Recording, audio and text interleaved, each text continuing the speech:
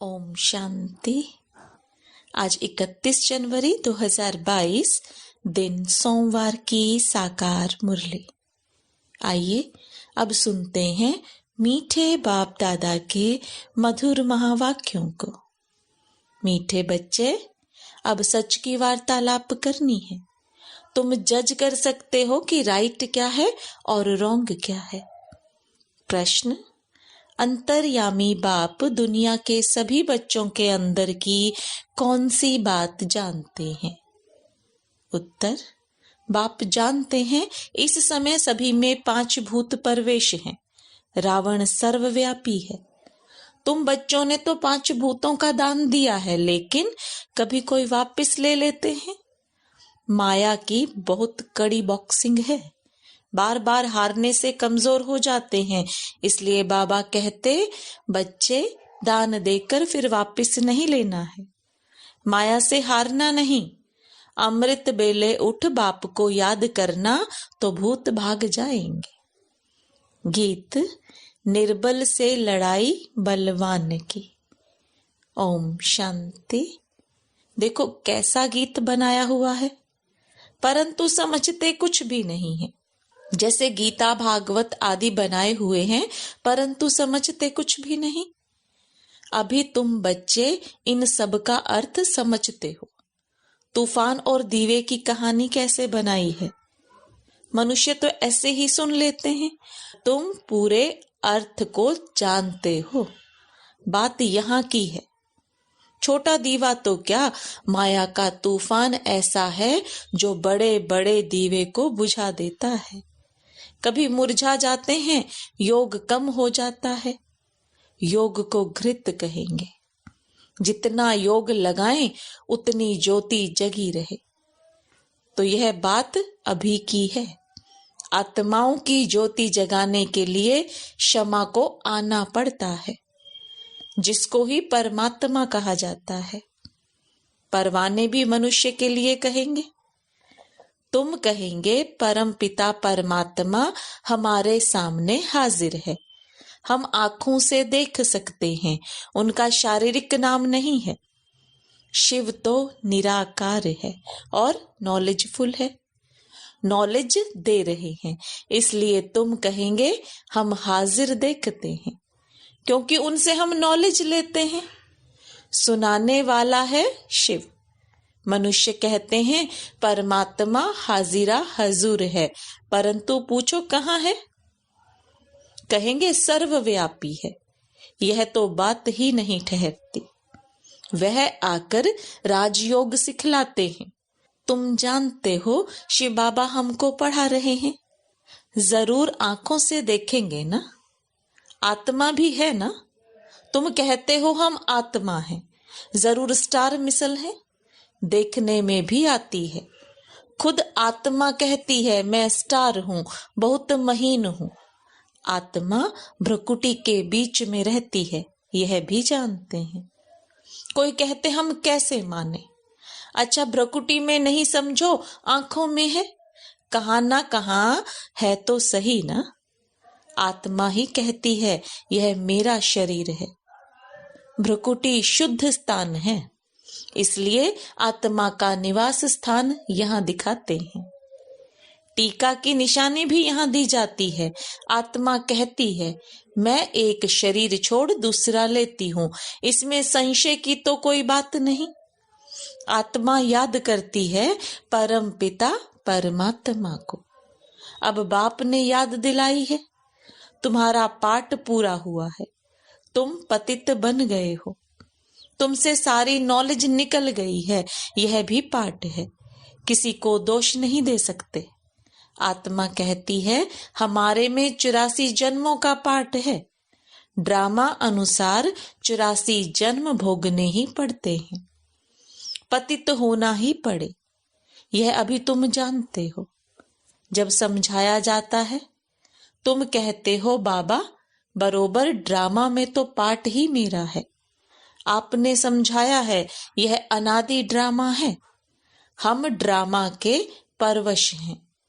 अभी तुम ईश्वर के वश हो तो ड्रामा को जानते हो। फिर तुम रावण के वश होने से बेताल बन जाते हो। बाबा कहते हैं, मैं तुमको कितनी नॉलेज देता हूं। सब कहते हैं यह तो बिल्कुल नई नॉलेज है। सच और झूठ सिद्ध कर बताया जाता है। भारत ही सचखंड और झूठ खंड बनता है। सचखंड में सच ही होगा, झूठ खंड में झूठ का ही वार्तालाप है। अब जब तक तुमको सच की वार्तालाप ना मिले तो तुम जज कैसे करो। बाप कहते हैं, अब तुम जज करो कि मैं तुमको राइट समझाता हूं या वह राइट समझाते हैं। तुम कहते हो मैं आत्मा हूं, मेरी आत्मा को क्यों तंग करते हो। आत्मा ही तंग होती है। आत्मा अलग हो जाती है तो कोई तकलीफ नहीं होती। शरीर के साथ ही आत्मा दुख सुख भोगती है। फिर निर्लेप क्यों कहते हो। परमात्मा के लिए भी कहते वह नाम रूप से न्यारा है। लेकिन जब परमात्मा कहते हो तो यह भी नाम हुआ ना। कोई बुदबुदा कहते हैं, कोई ज्योति स्वरूप कहते हैं, जानते कुछ भी नहीं। यह एक ही ड्रामा है जो रिपीट होता रहता है। हर एक एक्टर को अपना पार्ट बजाना है। एक ड्रामा है, एक रचयिता है। इन बातों को कोई जानते नहीं। वह तो समझते आकाश में यह जो स्टार हैं उसमें भी दुनिया है। वहां भी जाकर हम लैंड करेंगे, प्लाट खरीद करेंगे। अब वह सत्य है या जो बाप समझाते हैं वह सत्य है। बाप ही तो नॉलेजफुल मनुष्य सृष्टि का बीज रूप है।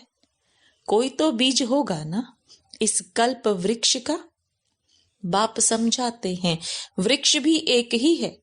यह वृक्ष अभी जड़ जड़ीभूत अवस्था को पाया है। अब पुराना झाड़ हो गया है, फिर नया कलम लगता है, क्योंकि जो मुख्य देवी देवता धर्म है वह प्राय लोप हो गया है। विस्तार तो सारा एक बीज का है ना। तो बाप कितनी अच्छी रीति बैठ समझाते हैं।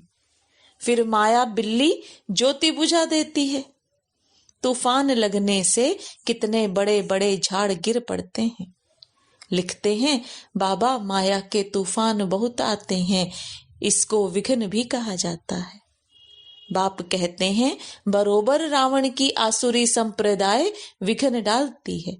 फिर पुकारते हैं, पुकारते पुकारते फिर माया के तूफान विकार में गिरा देते हैं। पुराने पुराने भी गिर पड़ते हैं। बाप कहते हैं, माया के तूफान तो आएंगे, परंतु तुम स्थैर्य में रहना, कभी किसी को गुस्सा नहीं करना। कहते हैं, बाबा हमको क्रोध भूत ने जीत लिया। बाप कहते हैं, यह बॉक्सिंग है। घड़ी घड़ी गिरते रहेंगे तो कमजोर बन जाएंगे। तुमने तो विकारों का दान दिया है ना। दान देकर फिर वापस नहीं लेना। कोई भी प्रकार का दान देकर फिर वापस नहीं लिया जाता है। कहानी भी है ना, राजा हरिश्चंद्र ने दान दिया था। यह मिसाल बैठ बनाए हैं। हाँ, तो बाप कहते हैं, इंश्योर करना हो तो करो, नहीं करेंगे तो तुमको कुछ भी नहीं मिलेगा। वास्तव में दान की हुई चीज वापस हो नहीं सकती। समझो किसी ने दान दिया मकान बनाने में, मकान बन गया, फिर वापस कैसे हो सकता। कन्यादान की, पैसे दिए, शादी हो गई, फिर वह वापस कैसे देंगे। दान दी हुई चीज वापस आ नहीं सकती। तो बाप समझाते हैं, तुम बच्चों को कितनी खुशी होनी चाहिए। सब साधु संत आदि कहते हैं परमात्मा सर्वव्यापी है, नाम रूप से न्यारा है। अब नाम रूप से न्यारी कोई चीज होती नहीं। आकाश का भी नाम है ना। परमात्मा का सब नाम जपते हैं, शिवलिंग की प्रतिमा है। फिर नाम रूप से न्यारा क्यों कहते हो। परंतु हठ से उतरते ही नहीं, इसलिए बाप ने समझाया है। पहले पहले कोई मिले तो पूछो, परम पिता परमात्मा से आपका क्या संबंध है। वह पिता हुआ ना। तुम बच्चे कहां भी सर्विस कर सकते हो। शिव के मंदिर में जाकर पूछो तुम्हारा परम पिता परमात्मा से क्या संबंध है। सामने शिव का मंदिर खड़ा है, यह आपका क्या लगता है? पिता है तो पिता कभी नाम रूप से न्यारा व सर्वव्यापी हो सकता है क्या? कितनी अच्छी अच्छी बातें समझने की हैं। पिता कहते हो तो जरूर उनका नाम रूप भी है। बंदगी करते हो, याद करते हो तो जरूर उनसे कुछ प्राप्ति होनी चाहिए। इन सब बातों को तुम्हारे में भी सब नहीं समझते हैं। भल यहाँ सम्मुख बैठे हैं, वह भी सब इतना निश्चय नहीं कर सकते। आज हैं कल नहीं रहेंगे। तुम सुनेंगे फलाने चले गए, देखते हो कितने रफू चक्कर हो जाते हैं, तूफान में गिर पड़ते हैं। वास्तव में सारा ज्ञान तुम्हारी बुद्धि में रहता है। जैसे बाबा बीज है, उनकी बुद्धि में सारा ड्रामा का ज्ञान है।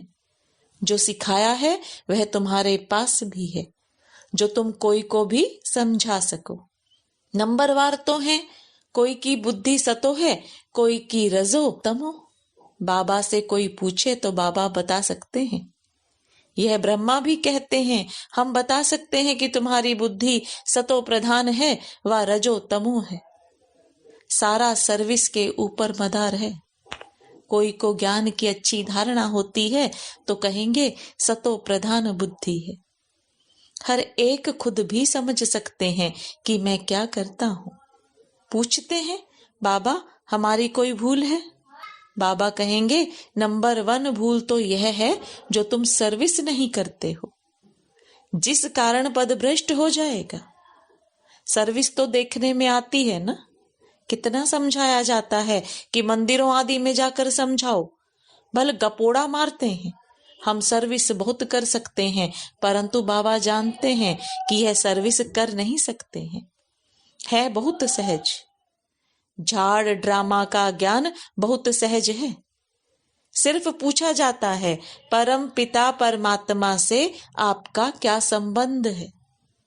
बाप है तो वर्षा जरूर मिलना चाहिए, जरूर उनके तुम बच्चे हो, उनसे वर्षा मिला होगा जो अब गंवाया है। हमने भी गंवाया हुआ वर्षा फिर से पाया है। निश्चय होने से झट वर्षा पाने लग पड़ेंगे, परंतु किसी की तकदीर में नहीं है तो मानेंगे भी नहीं, तदबीर कर नहीं सकते। यह भी जानते हैं वह बाबा है अंतर्यामी, मैं हूं बाहरयामी। ऐसे नहीं सारी दुनिया के अंदर क्या है वह बैठकर बताएंगे। हाँ, यह जानते हैं कि सबके अंदर 5 भूत प्रवेश हैं, इसलिए कहते हैं रावण सर्वव्यापी है। तुमने अभी भूतों का दान दिया ही नहीं। पुरानी दुनिया के देह सहित सब संबंध से बुद्धि योग निकाल एक बाप को याद करने में ही बड़ी मेहनत है। यह मेहनत रात को अच्छी रीति हो सकती है। अभी से प्रैक्टिस करेंगे तब याद कर सकेंगे, तो अमृत वेले का असर अच्छा चलेगा। सवेरे जागना पड़े, सवेरे सवेरे उठकर भक्ति मार्ग में माला फेरते हैं। कोई राम राम जपते हैं, कोई क्या जपते हैं, अनेक मंत्र हैं। काशी का पंडित होगा तो कहेगा शिव शिव कहो। सन्यासी आदि सब लोग भक्त हैं। साधु साधना करते हैं, घर बार छोड़ जंगल में जाते हैं, यह भी साधना है ना। हठ योग मार्ग भी ड्रामा में है। यह तो जानना चाहिए कि स्वर्ग का आदि सनातन देवी देवता धर्म कहाँ चला गया। देवताओं की पूजा करते हैं, परंतु यह नहीं जानते हम किस धर्म के हैं। हम भी पूजा लक्ष्मी नारायण की करते थे, धर्म फिर हिंदू कह देते थे। अभी तो हम लिखते हैं हमारा ब्राह्मण अथवा देवी देवता धर्म है, फिर भी वह हिंदू लिख देते, क्योंकि भारतवासी सब हिंदू हैं। मुसलमानों का अलग लिखेंगे, बाकी सब हिंदुओं की लाइन में आ जाते हैं। यह वंडरफुल राज है। अब तुम्हारी बुद्धि में बेहद की नॉलेज है। इस सृष्टि चक्र को ड्रामा ही कहेंगे। ड्रामा रिपीट होता है, नाटक नहीं। उस नाटक में कोई एक्टर ना हो तो बदले में कोई और एक्टर डाल देते हैं। कोई बीमार हो तो रिप्लेस कर देंगे। चैतन्य नाटक होते हैं, इनको नाटक भी नहीं, इनको ड्रामा अर्थात फिल्म कहेंगे। इनमें कोई चेंज नहीं हो सकती। मनुष्य कहते हैं हम मुक्ति को पाएं, परंतु ड्रामा में यह चेंज हो नहीं सकती। यह कोई जानते नहीं कि यह ड्रामा है, इससे कोई निकल नहीं सकता। यह बड़ी समझने की बातें हैं। है भी पुराना, अनेक बार पाठ बजाया है, चक्र लगाया है। इन बातों को कोई समझने की भी कोशिश नहीं करते। समझते भी हैं कि बरोबर एक गॉड है और यह वर्ल्ड की हिस्ट्री ज्योग्राफी रिपीट होती है, परंतु जानने की कोशिश करें उसकी फुर्सत नहीं है। पुराने बच्चों की ही बुद्धि में नहीं रहता, तूफान लगते रहते हैं। आगे चल वृद्धि को पाते रहेंगे, बहुत आएंगे, समझने की कोशिश करेंगे। मौत जब नजदीक आएगा तब जल्दी समझेंगे। तुम तो कहते हो कि विनाश आया के आया, इनसे पहले वर्षा लेना है, फिर तुम कहेंगे कितना देरी से आए हो। अभी तो रात दिन योग में रहो, तब विकर्म विनाश हो। विकर्म बहुत है, टाइम लगता है। इनको भी कितना समय लगा है, अब तक पॉइंट्स रही हुई है। हम तो ढिंडोरा पीटते आए हैं कि मौत आया के आया। जैसे शेर की एक कहानी है ना, वह समझते हैं ये गपोड़ा मारते हैं। एक दिन विनाश तो आ ही जाएगा, फिर भागेंगे, परंतु टू लेट है। यह बेहद की बात, फिर इनसे वह कहानियां बना दी हैं। विकर्म विनाश के लिए योग अग्नि बहुत चाहिए। हाँ, नए नए बहुत ऐसे भी निकलेंगे जो पुरानों से भी तीखे जाएंगे। मार्जन है। बाप कहते हैं भल घर में रहते हुए रात को जागो, जितना जो दौड़े भल रात को नींद भी नहीं करो, बहुत तीखे जाएंगे। यह कितनी तरावट की नॉलेज है, बेड़ा ही पार हो जाता है, सब कामनाएं सिद्ध हो जाती हैं। अच्छा, मीठे मीठे सिक्की लदे बच्चों प्रति माता पिता बाप दादा का याद प्यार और गुड मॉर्निंग। रूहानी बाप की रूहानी बच्चों को नमस्ते। रूहानी बच्चों की रूहानी बाप दादा को याद प्यार, गुड मॉर्निंग और नमस्ते। धारणा के लिए मुख्य सार। विनाश के पहले बाप से पूरा पूरा वर्षा लेना है, रात दिन योग में रह विकर्म विनाश कर नंबर आगे लेना है। देह सहित पुरानी दुनिया के सब संबंधों को बुद्धि से भूल एक बाप को याद करना है। जो चीज दान दे दी उसे वापस नहीं लेना है। वरदान, संकल्प रूपी बीज द्वारा वाणी और कर्म में सिद्धि प्राप्त करने वाले सिद्धि स्वरूप भव। बुद्धि में जो संकल्प आते हैं वह संकल्प है बीज। वाचा और कर्मणा बीज का विस्तार है। अगर संकल्प अर्थात बीज को त्रिकालदर्शी स्थिति में स्थित होकर चेक करो, शक्तिशाली बनाओ, तो वाणी और कर्म में स्वतः ही सहज सफलता है ही। यह बीज शक्तिशाली नहीं होता तो वाणी और कर्म में भी सिद्धि की शक्ति नहीं रहती। जरूर चैतन्य में सिद्धि स्वरूप बने हो, तब तो जड़ चित्रों द्वारा भी और आत्माएं सिद्धि प्राप्त करती हैं। स्लोगन, योग अग्नि से व्यर्थ के कीचड़े को जला दो तो बुद्धि स्वच्छ बन जाएगी। लवलीन स्थिति का अनुभव करो। समय प्रमाण लव और लौ दोनों का बैलेंस चाहिए। लो में भी लव महसूस हो, इसके लिए आत्मिक प्यार की मूर्ति बनो। तब हर समस्या को हल करने में सहयोगी बन सकेंगे। शिक्षा के साथ सहयोग देना ही आत्मिक प्यार की मूर्ति बनना है। ओम शांति।